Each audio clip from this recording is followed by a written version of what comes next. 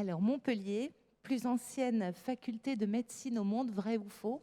Le titre est un petit peu provocateur, mais nous allons bien sûr en débattre une fois encore avec les meilleurs spécialistes. Et ce qui est tout à fait étonnant avec cette faculté de médecine, c'est qu'elle n'a jamais cessé son activité. Enfin, je parle sous le contrôle des professeurs qui vont nous rejoindre, et qu'elle a fait vraiment preuve d'une capacité d'innovation tout à fait étonnante au fil des siècles. Donc, pour évoquer cette histoire tout à fait passionnante, je vous propose d'accueillir maintenant le professeur Thierry Lavabre-Bertrand, qui est hématologue, docteur en histoire et vice-doyen de la faculté. Le professeur François-Olivier Toiti, sous vos applaudissements pour les 3 professeurs, doyen de la faculté des arts et sciences humaines de Tours. Et enfin, le professeur Jacques Verger, qui est spécialiste de l'histoire des universités au Moyen-Âge, qui est médiéviste français et membre de l'Académie des inscriptions et des belles-lettres. Et donc, pour animer cet échange, François-Guillaume Laurin, qui est grand reporter au Point. François Guillaume, c'est à vous donc pour ce temps d'échange sur une très belle histoire, on va dire. Merci, bonjour. Alors, au Point, on aime beaucoup l'histoire, donc on est très content de vous avoir, 3 grands spécialistes de l'histoire de la médecine et de l'université. Alors, je vais commencer par juste vous lire quelques lignes d'un statut qui explique qu'on est là, ici, à en débattre, et qu'on est tous réunis aujourd'hui. Il date du 17 août 1220, et il est signé, je vous en lis les premières lignes, « Conrad, légat du siège apostolique, à tous les fils de notre Sainte Mère l'Église, salut dans le Christ, la force des lois et des constitutions a été promue par les saints-pères et les modérateurs de l'Église comme moyen de contenir l'audace des hommes et afin de protéger l'innocence au milieu des gens malhonnêtes. » Voici donc les premières lignes du statut de l'Université de médecine. Alors, on va commencer déjà par la question posée par l'intitulé « Vrai ou faux ?» Qu'est-ce qui plaide en faveur de cette primauté dans l'ancienneté de Montpellier par rapport à d'autres candidates? Je vais donner la parole d'abord à monsieur Jacques Verger. Merci beaucoup. Cette primauté, à mon avis, est incontestable. Évidemment, il faut s'entendre sur ce dont on parle. À dire vrai, le mot de faculté n'est pas tout à fait exact, parce qu'au Moyen-Âge, on parle essentiellement d'université de médecine. Enfin bon, c'est un détail. Deuxièmement, la date de 1220 que vous avez rappelée, qui est une date donc précise, on connaît le jour même, dont datent ses premiers statuts, on peut dire, de l'université. Et à cette date, il n'existe aucune autre université ou faculté de médecine. Bien sûr, de l'enseignement de la médecine, il y en a depuis l'Antiquité. Il y a des écoles de médecine, il y a des enseignements considérés comme de haut niveau par rapport à l'état de la science du temps. Mais une université, nous reparlerons sans doute de la nature de cette institution, ça n'existe nulle part. C'est véritablement une invention de l'Occident médiéval. Et pour ce qui est d'une université se consacrant à la médecine, les autres dont on peut parler, au Moyen-Âge, elles sont apparues plus tard, que ce soit à Paris, que ce soit à Bologne, que ce soit à Padoue, on les date des années 1250-1260. Quant à ce qui aurait pu être la principale rivale ou concurrente de Montpellier, c'est-à-dire Salerne en Italie, où des écoles sont attestées en effet depuis longtemps, elles ne se sont jamais transformées en universités. Donc, il n'y a aucun doute de ce point de vue-là. Montpellier est en effet la plus ancienne université, enfin de mon point de vue, la plus ancienne université de médecine au monde. N'ayons pas peur des grands mots. Alors, François-Olivier Toiti, comment définir justement plus précisément l'université à ce moment-là? Ce qui caractérise une université, c'est d'abord une forme institutionnelle, une structure, une organisation. Et en ce sens, cette structure est tout à fait comparable à celle d'un métier, d'autres métiers, de métiers d'artisans. C'est une structuration de la forme qui donne un statut juridique, une protection éventuelle, en tous les cas qui délimite les droits et les devoirs des participants. Et ce qui est intéressant à Montpellier également, c'est que d'emblée, cela concerne et associe les maîtres et leurs disciples et les étudiants de la même manière. Voilà. Et ça les place, sans anticiper à de prochaines questions, ça les place sous la juridiction de l'évêque de Maguelone, ce qui signifie désormais le fort ecclésiastique, c'est-à-dire des tribunaux particuliers avec des formes de jugement qui sont distinctes de celles du tribunal civil ou laïque seigneurial. Alors, si je comprends bien, on parle là de principes juridiques qui caractérisent l'université.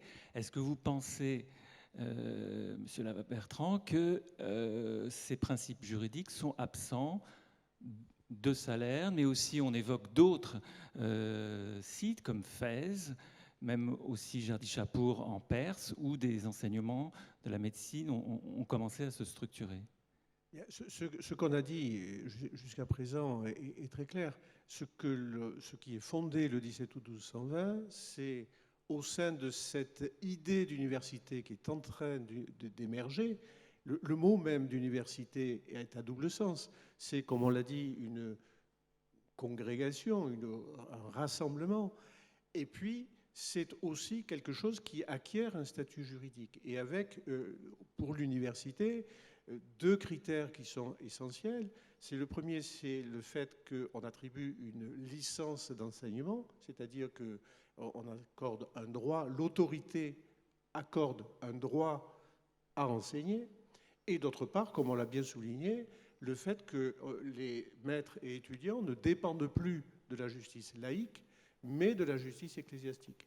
Et ces deux critères qui fondent finalement l'université médiévale, ils sont à l'évidence présents à Montpellier, et on ne peut pas les comparer à toutes les autres structures qui sont dans une ambiance historique, culturelle, etc., totalement différente. Alors, ce contexte occidental de création des universités, est-ce que vous pouvez, Monsieur Verger, un petit peu nous faire le portrait, pourquoi le début du XIIIe siècle est là le lieu d'une effervescence et d'un bouleversement dans la transmission du savoir et dans l'organisation de cette transmission?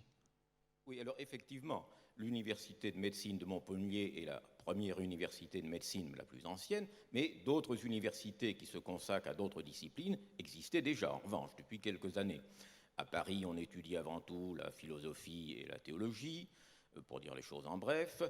À Bologne, on étudiait le droit. À Salamanque, qui apparaît pratiquement au même moment que Montpellier, on étudie aussi le droit. À Oxford, la philosophie et la théologie comme à Paris, etc. Donc ça relève d'un mouvement universitaire qui est quelque chose de général, de large, au début du XIIIe siècle. Alors ce mouvement s'explique de diverses manières. Il s'explique par le renouveau des savoirs, l'apparition de nouveaux textes, les traductions faites de l'arabe et du grec qui circulent, etc. Il s'explique par une volonté sans doute de pouvoir universel, la papauté, l'Église, on va sans doute en reparler, parfois le prince, l'empereur, le roi. Il s'explique aussi par une situation sociale, la diversification de la société, le développement des villes, des besoins nouveaux, et ces besoins nouveaux se traduisent justement par le désir d'avoir des compétences en droit, dans l'art des écritures et en médecine que ne satisfaisaient pas les écoles antérieures. Et donc c'est un mouvement global, et de ce point de vue-là, la création de l'Université de médecine de Montpellier n'est pas un phénomène totalement isolé. Elle s'inscrit dans un contexte général. Et si les médecins de Montpellier n'ont pas eu le modèle d'autres universités de médecine, en revanche, il est clair que, par exemple, eux et puis le légat Conrad, on retrouve dans les statuts de 1220 un certain nombre de clauses qui ressemblent comme deux gouttes d'eau à des clauses des statuts parisiens faits pour les théologiens en 1215. Donc là, ça participe d'un mouvement général. Et est-ce qu'il y a aussi le phénomène important de la révolution urbaine, j'imagine, qui plus largement a commencé depuis plus longtemps, qui joue un rôle? Oui, bien sûr. Bien sûr, la révolution urbaine, la croissance des villes, et Montpellier est un exemple typique, puisque c'est une des rares villes, comme on sait, qui est vraiment une ville purement médiévale. Il n'y a pas de cité antique, n'est-ce pas? Et donc cette croissance urbaine, d'une part, donne des possibilités matérielles pour la vie et l'enseignement des maîtres et des étudiants, et puis donne une société plus complexe, plus libre, plus ouverte, etc., qui est évidemment favorable au mouvement universitaire.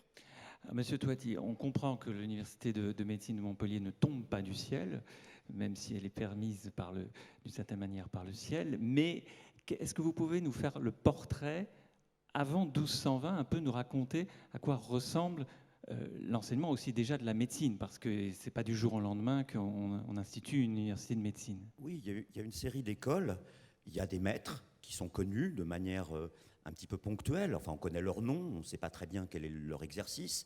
la réputation de Montpellier est ancienne. On vient à Montpellier particulièrement, elle n'est pas forcément très bonne. Il arrive des mésaventures, par exemple à l'évêque de Lyon qui vient à Saint-Gilles en pèlerinage et qui tombe malade, et puis dont Saint-Bernard rapporte dans les années 1150, 1153, rapporte la façon dont il a dilapidé toute sa fortune en soins, et que les médecins sur place ont sans doute abusé de la crédulité de l'évêque. Donc on vient d'Allemagne également, on connaît le fameux exemple d'Adalbert de Sarrebruck, le fils du comte de Sarrebruck, qui deviendra archevêque de Mayence en 1137. Donc il vient, après avoir été à Reims et à Paris, il vient à Montpellier suivre un cursus d'études. Et les évêques qui ont une culture médicale à cette époque, enfin les clercs qui ont une culture médicale ne sont pas rares. Il faut savoir justement dans ce cadre de développement de l'urbanisation que le savoir médical était essentiellement concentré préalablement soit auprès des princes, hein, les seigneurs ont toujours eu des médecins de quelque origine que ce soit, du reste, et plus on est en Méditerranée, plus, j'allais dire, l'origine de ces médecins peut également être au contact direct avec les savoirs arabes, voire byzantins. J'ai même découvert que sous Philippe Ier, au bord de la Loire, il y avait déjà un certain Hirsutус Barbatus qui avait réussi à soigner le fils du roi, alors que les médecins d'origine de la nation gauloise, ou enfin des Gaules, donc français, n'étaient pas parvenus à cette guérison. Donc il y a des contacts de cette nature. Alors cet enseignement, on le connaît encore une fois par des noms. On fait ce qu'on appelle de la prosopographie, hein. On essaye de suivre la trajectoire de ces personnes. De même qu'au tout début, dans la première moitié du XIIIe siècle, on a des noms d'un certain nombre de médecins dont on connaît par ailleurs les œuvres. Alors il y a quelques Anglais, c'est pas inintéressant parce que les Anglais sont familiers du voyage en Espagne en particulier, où ils cherchent le savoir antique, hein. Ils cherchent à travers les traductions, enfin à travers les écrits arabes d'abord, et toute l'opération de traduction qui se produit tout au long du XIIe siècle, en particulier à Tolède, soit directement de l'arabe en latin, soit par l'intermédiaire juif, et Montpellier également est en bonne posture. Elle est même en bonne posture, Montpellier, par rapport à l'apport arabe également, hein. On le sait, au XIIe siècle, on a trouvé ici des vestiges arabes. On sait qu'un prince en particulier est venu à Montpellier en ambassade, etc. Et il y a du commerce, hein, il y a des relations. Sans compter évidemment le lieu de refuge que constitue Montpellier pour les médecins et les communautés juives de la péninsule ibérique. Donc voilà cette situation. Et la situation, elle est nouvelle dans le sens où ces savoirs, qui sont également notamment pratiqués au sein des monastères traditionnellement, assistance, diffusion du savoir, eh bien ces savoirs vont sortir de ce cadre monastique pour rentrer dans celui beaucoup plus urbain, au moment où se resserre la vocation, par volonté ecclésiastique, où se resserre la vocation des monastères, où la réforme grégorienne, vous dites ça vient de loin, la réforme grégorienne, à partir de la seconde moitié du XIe siècle et au XIIe siècle, a affirmé la vocation exclusive à la prière, à la liturgie, aux soins des âmes, tandis que d'autre part, eh bien, il faut bien aussi exercer le soin des corps, et l'Église ne le néglige sûrement pas. Oui. On va y venir. Monsieur Lava-Bertrand, vous m'aviez parlé, lorsqu'on avait préparé l'article, aussi d'un autre texte pris à Montpellier, 40 ans avant, presque, par le seigneur de Montpellier, qui déjà démontre la présence forte, ou en tout cas encourage la présence de médecins. Oui, c'est l'édit de Guillain VIII, donc, qui date de 1181, ou 1180 dans l'ancien style, puisqu'à l'époque l'année commençait à Pâques. Et dans cet édit, le seigneur de Montpellier donc, garantit la liberté d'installation, d'enseignement et de pratique de la médecine. Et il dit c'est un engagement qui sera perpétuel et qui sera respecté par mes successeurs. Alors il faut bien voir que la perspective est totalement différente de celle qu'aura Conrad 40 ans plus tard. C'est-à-dire que ce que veut faire Guillain, c'est qu'il est à la tête d'une communauté qui est en plein essor, et en plein essor économique, et qu'il veut favoriser l'installation, la venue et la pratique de la médecine comme gage de libéralisme, finalement, qui vaut aussi dans les autres domaines, et il veut finalement stimuler l'essor de sa ville. La perspective de Conrad est totalement différente, c'est d'organiser quelque chose au sein d'un panorama qu'on a détaillé précédemment et qui est beaucoup plus vaste, qui est un mouvement différent, et qui finalement va reconnaître à Montpellier en 1220 la dignité universitaire à la médecine. C'est ça le grand message de 1220, c'est-à-dire qu'on considère, dans le contexte du catharisme, dans le contexte d'une remise en valeur théologique du corps, que la médecine a vocation à être une discipline universitaire. Alors on va y revenir.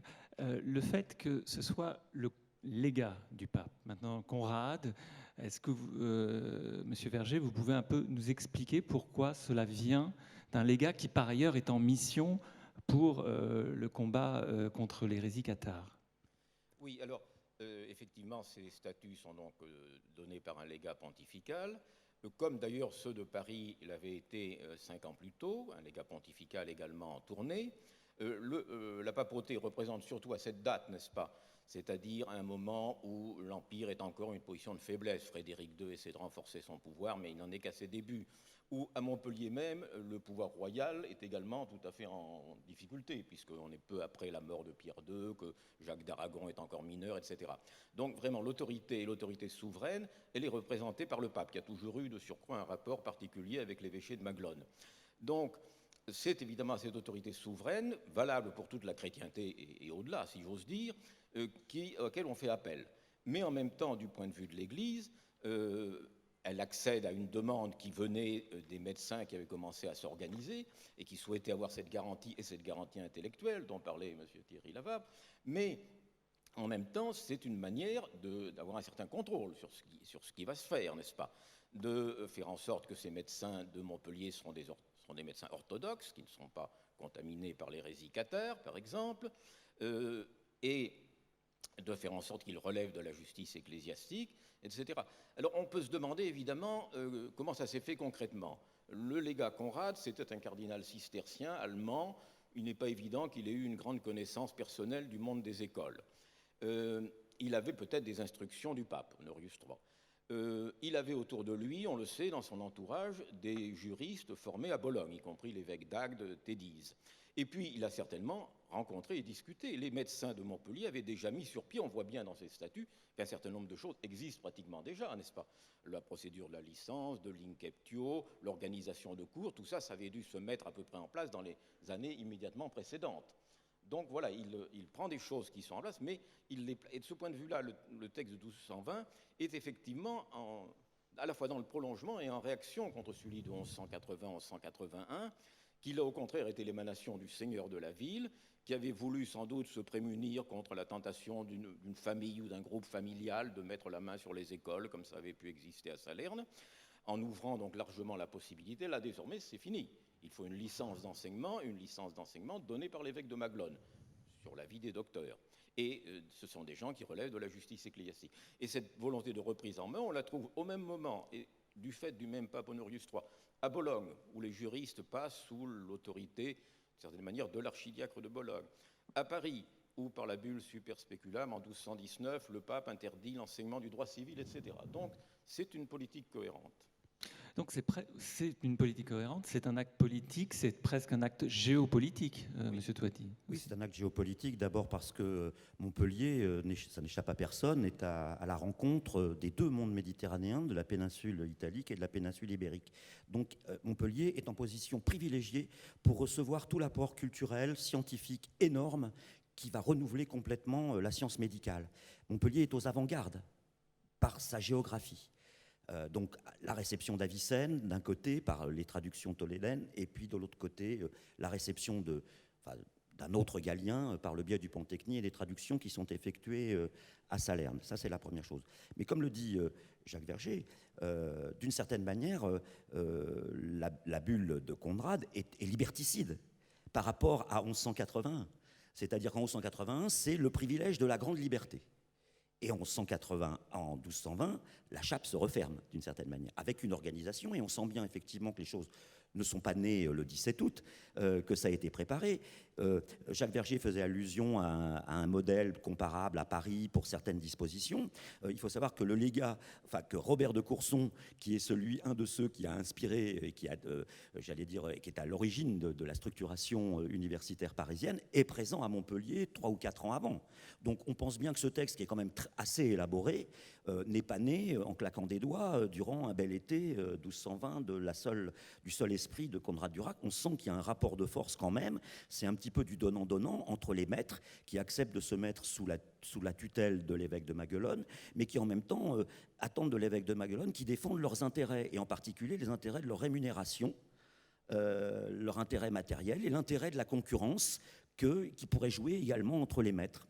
Donc c'est en cela que la bulle est extrêmement intéressante, novatrice, et puis qu'elle répond à une conjoncture absolument unique, pour le coup. C'est quand même le combat contre l'hérésie albigeoise, et là, on pourra y revenir. Justement, sur le rôle de la médecine, monsieur Bertrand, on est au début du XIIIe siècle aussi, les conciles de Latran statuent sur ce rôle de la médecine. Et il y a en plus le cas de l'hérésie cathare. Est-ce que vous pouvez nous expliquer quel nouveau rôle peut jouer là-dedans la médecine ? Oui, il faut bien comprendre que Conrad est légat du pape et qu'il le dit d'ailleurs explicitement dans les statuts, il agit dans le cadre de sa délégation, c'est-à-dire de l'ordre de mission qu'il a reçu. C'est un très proche collaborateur de Honorius III, qu'il a nommé cardinal, et pas n'importe quel cardinal, un titre cardinalice assez prestigieux quand même, cardinal évêque de Porto et Sainte-Rufine, ce qui est quand même dans le Sacré Collège une charge assez élevée. Et en fait, on est donc au moment où le catharisme a été vaincu, on pourrait dire du point de vue militaire et politique, mais où il imprègne encore très largement beaucoup de couches de la société languedocienne. Et que sa mission, c'est justement de combattre, et notamment par le combat théologique et culturel, l'implantation du catharisme en Languedoc. Et dans cette perspective-là, vous soulignez donc l'évolution, ou du moins le changement un peu de perspective de l'Église vis-à-vis de la médecine, qui, on l'a dit, il y a beaucoup de clercs qui connaissaient la médecine, et la médecine était respectée par l'Église, et non pas vilipendée. Mais par contre, avec 1220, l'Église comprend que la médecine, en tant que science de la nature, et de la nature qui est créée par Dieu, et les statuts de Conrad y insistent beaucoup, en tant qu'expression de la science de la nature créée par Dieu, a vocation à rejoindre la théologie qui, elle, parle des choses divines, dans le même concept, sous les auspices de la raison, d'école qui soit donc amenée à faire progresser le savoir au bénéfice de l'humanité. Donc la médecine prend une dimension, on pourrait dire, à la fois d'arme d'un point de vue culturel et théologique contre le catharisme, qui, lui, il faut quand même le souligner, a tendance à exalter l'esprit au détriment de la chair. Le catharisme est un dualisme, avec un Dieu bon qui a créé l'esprit, un Dieu mauvais qui a créé la matière, et le but de la vie, c'est justement de se détacher de la matière pour ne penser qu'à l'esprit. Et un laisser-faire à l'égard du corps. Un laisser-faire, alors qui est, évidemment, il faut dire qu'il y a beaucoup de connaissances sur le catharisme qui ont disparu justement avec la disparition du catharisme. Mais il est certain que le statut de la médecine devient un outil théologique pour combattre efficacement le catharisme. Oui, monsieur Toiti. Le préambule de la bulle de Conrad est absolument explicite. Je ne veux pas le citer in extenso, mais enfin, il se termine. Et on fait pas, généralement, dans les études des documents, on passe très vite sur les préambules. C'est comme dans les livres, on ne lit pas la préface, mais on lit tout de suite la suite dont on pense qu'il est le cœur. Mais le préambule n'est, en l'occurrence, pas moins important. Je lis la fin de ce préambule, en français, parce qu'il est en latin. Certainement, la formule du sage, donc c'est inspiré de l'Ecclésiaste, nous convainc pas moins de vénérer cette science, la médecine, attestant que le Très-Haut a créé la médecine ici-bas et que l'homme avisé ne la tiendra pas en abomination. Car en fait, il faut que chacun devienne familier de la nature des choses. Alors ça, que chacun devienne familier de la nature des choses, natura rerum, c'est renvoyé au monde de ce qu'on appelle la physica, la physique, donc les choses de la terre, et donc c'est renvoyé à ce que les cathares abominent en réalité. Donc là, il y a vrai... moi, je me plais à le lire. Maintenant, la vérité est dialectique, mais je me plais à le lire comme une attaque directe, frontale, contre la pensée hérétique. Oui, d'ailleurs, dans le préambule, il y a aussi, je n'avais pas cité, mais quelques lignes plus loin, il y avait réfréner le pouvoir de nuire. Exactement. Et les transgresseurs. Exactement. Indiqués. Alors, avant de... Il nous reste encore 16 minutes 23. Avant, quand même, on va balayer à grande bride quelques siècles de l'université. Je voudrais vous poser une question aujourd'hui à Montpellier.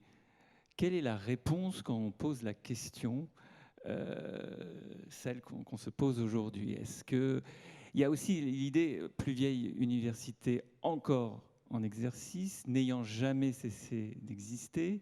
Ça peut être, Monsieur Bertrand, puisque vous êtes le régional de l'étape.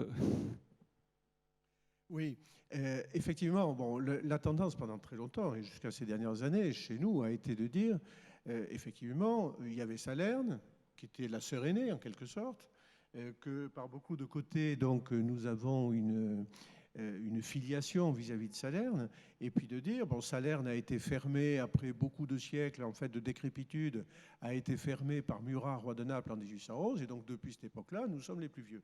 Alors, ça, c'est quelque chose d'assez réducteur, parce que la question, et on y a bien insisté précédemment, c'est pas d'avoir chronologiquement un an près, 2 ans près, etc., un label d'ancienneté plus grande. La question, c'est de comprendre quel est le sens des statuts de 1220 et cette reconnaissance de la médecine en tant que discipline universitaire de plein exercice au sein du concert des disciplines universitaires.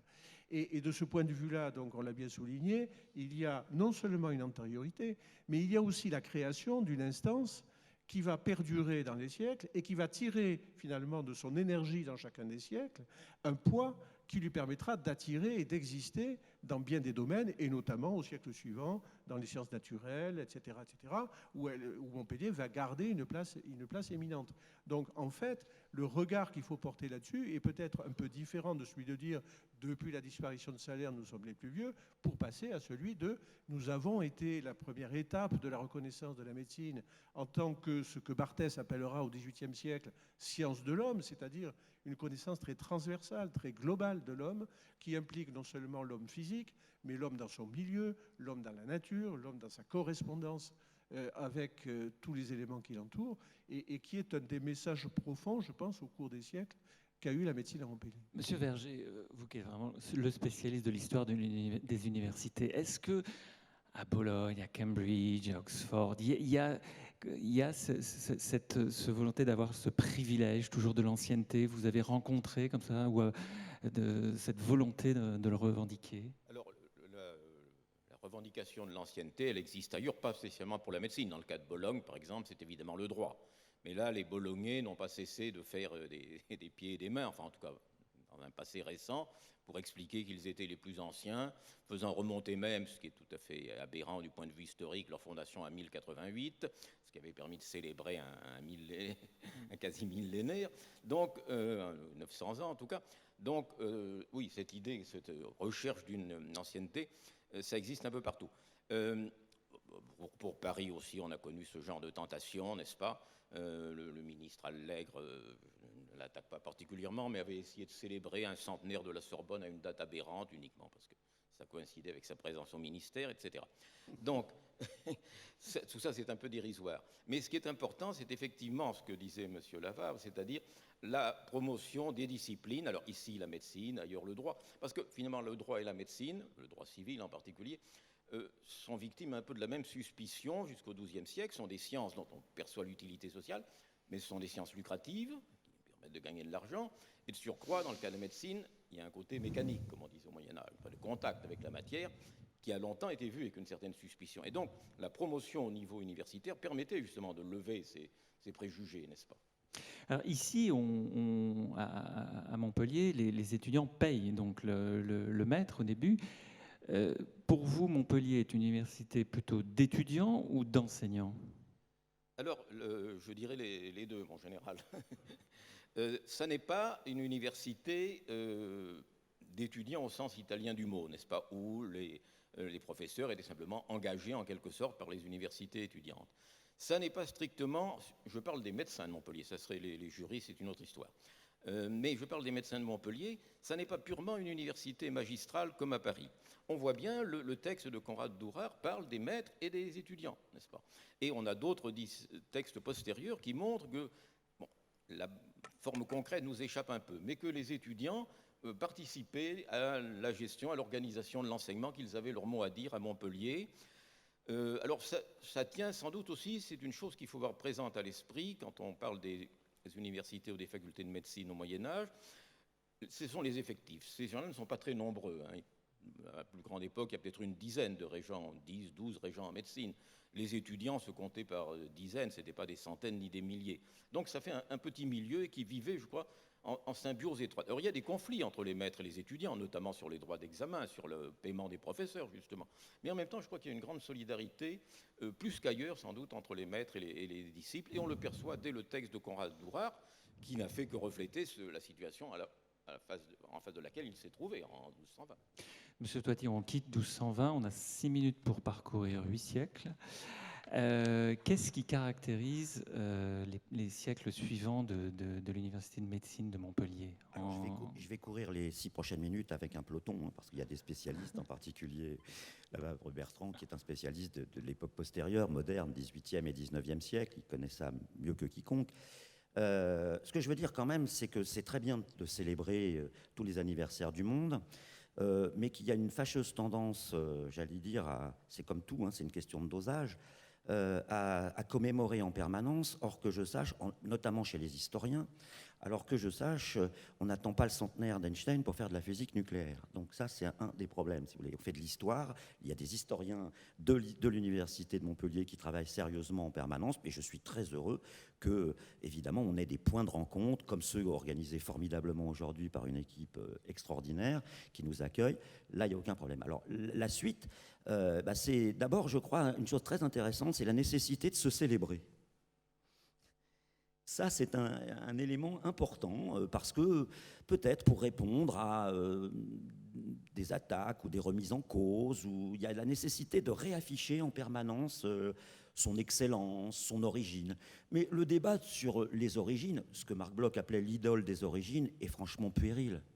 C'est pas parce qu'on est le plus ancien ou le plus vieux ou le plus je ne sais quoi qu'on est pour autant meilleur. Et Montpellier repose effectivement d'abord sur cette ancienneté vénérable, certes, mais parce qu'elle a été aussi glorieuse jusqu'à présent. Bien sûr. Voilà, ça il faut le dire. Et du reste, le XIIIe siècle est assez atone par rapport à la gloire de Montpellier. La bulle crée l'université, mais finalement, il y a d'autres mesures qui sont prises. Après, en 1289, une réunion avec d'autres disciplines qui crée un élargissement universitaire. Mais il n'empêche que les maîtres les plus réputés de Montpellier, pour ce qui concerne le Moyen-Âge, n'apparaissent réellement qu'au XIVe siècle. C'est Arnaud de Villeneuve, c'est Henri de Mondeville, c'est Jourdain de Tours, c'est ensuite Guy de Chauliac. Hein. Donc, ce moment, si vous voulez, s'est développé sur le long terme. Et puis, à l'époque moderne, à partir du XVe, XVIe siècle, d'autres facteurs sont intervenus pour amplifier cette renommée et cette gloire. Oui, monsieur Lavin-Bertrand, il y a 2 éléments qu'on retient. Par exemple, c'est le premier amphithéâtre de dissection en France, c'est le premier jardin des plantes, vous connaissez, puisque vous le dirigez. Qu'est-ce qui peut expliquer justement ces 2 singularités ? Eh bien, je pense justement, ce qui explique, c'est un peu ce que je disais tout à l'heure, le fait qu'on ait une institution qui perdure et qui devient un foyer d'attraction important, qui pèse. Il faut dire aussi qu'il y a eu la papauté à Avignon qui a permis un essor aussi, parce que l'école est toute proche de la cour pontificale. Et il est certain que tout ceci favorise donc l'agrégation, si on peut dire, de disciplines proches, telles que vous en parliez de la botanique. Et tout ceci va se concrétiser dans une liberté universitaire, parce que, contrairement à d'autres institutions universitaires où la médecine est close au sein de l'université, ce qui est le cas à Bologne, etc., Montpellier est, on n'y insistera jamais assez, une université purement de médecine, et qui garde donc une autonomie de regard médical, et qui permettra donc une certaine indépendance et un certain accueil vis-à-vis de techniques ou de découvertes. La place de la dissection au XIVe siècle. Et effectivement, le goût pour les sciences naturelles et la botanique qui amèneront Henri IV à fonder en 1593 le plus ancien jardin botanique officiel de France, à l'image de ce qui, outre-Alpes, s'était développé en Italie avec ces jardins botaniques qui seront des agents essentiels de progrès, de connaissance des sciences naturelles. Alors, ça permet d'attirer des élèves prestigieux. Bon, on pense évidemment à Rabelais, mais ça permet aussi d'exporter l'excellence, puisque beaucoup de médecins du roi viennent de Montpellier. Oui, et ce jusqu'à la Révolution, encore au XVIIIe siècle, la plupart des médecins de la cour, des premiers médecins du roi, seront issus de l'université de Montpellier, puisqu'elle s'appellera l'université de médecine de Montpellier jusqu'à la Révolution, et ceci, bien entendu, avec des tensions et des rivalités, notamment avec l'école parisienne. Alors, je voudrais juste qu'on finisse, on a 50 secondes encore, sur le fait que, alors que la Convention abroge les universités, on continue, ici, malgré tout, à enseigner la médecine sous la Révolution. Oui, tout à fait. Et lorsqu'on regarde les registres d'inscription, il n'y a aucune césure qui se produit après la décision de la Convention. Les médecins continuent à inscrire les étudiants avec la bienveillance de la municipalité, mais quand même dans une période où il fallait quand même faire attention. Et lorsque, donc après cette suppression en Frimaire en 3, donc en décembre 1794, la Convention va recréer 3 écoles de santé, Paris, Strasbourg et Montpellier, il est évident que le corps, logiquement, le corps enseignant de cette école de santé va être quasiment le corps enseignant de l'ancienne université de médecine. Merci. Merci beaucoup. J'imagine que vous avez des questions, donc n'hésitez pas à lever la main. Je vous ai remercié pour votre participation à ce débat, mais je voudrais aussi remercier les milliers de personnes qui suivent nos échanges en ligne. Donc merci également à vous. Alors est-ce qu'il y a une question ou une réaction par rapport à la richesse de tout ce que vous avez pu entendre ?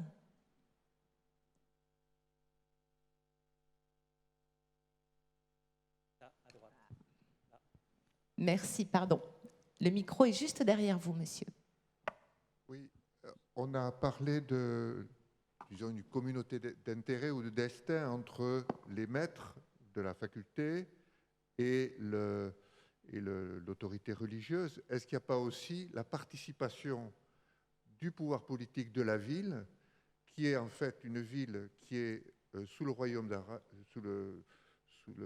d'Aragon, qui n'est donc pas le royaume de France, ni l'Empire romain germanique, et finalement qui gouverne la ville, c'est les consuls de la ville. Est-ce qu'il n'y a pas une espèce d'alliance objective entre les consuls de la ville, le pouvoir religieux de l'évêque de Maguelone et les intérêts des maîtres de l'école de Montpellier?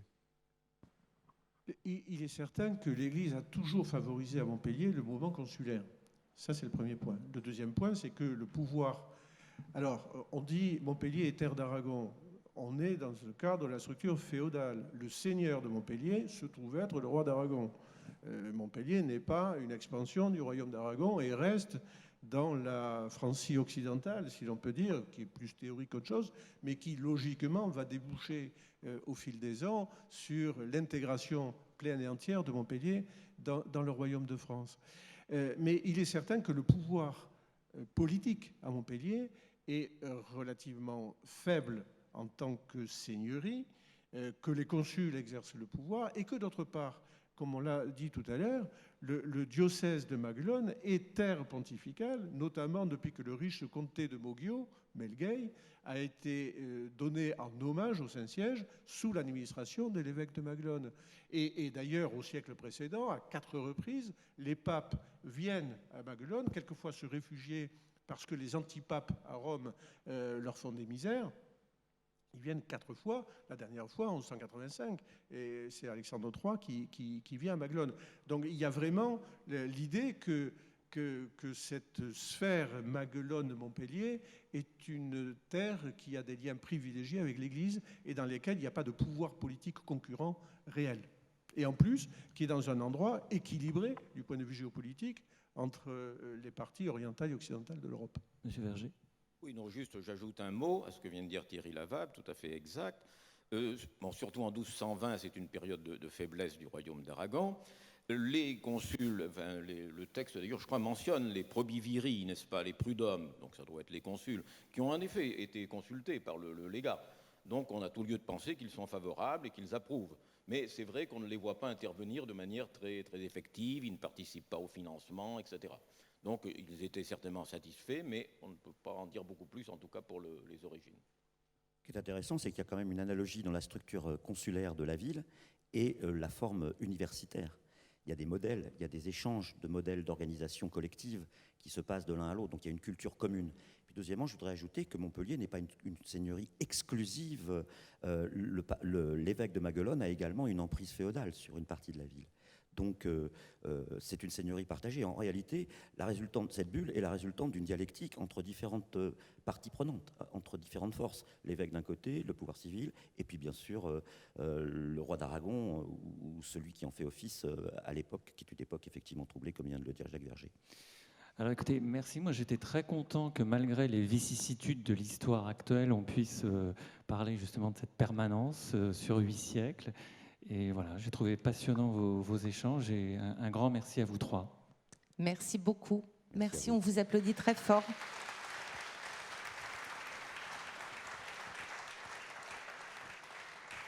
Et donc, on se retrouve dans quelques minutes pour notre prochain débat, confiné, déconfiné. Il en restera toujours quelque chose. Merci beaucoup et à tout de suite.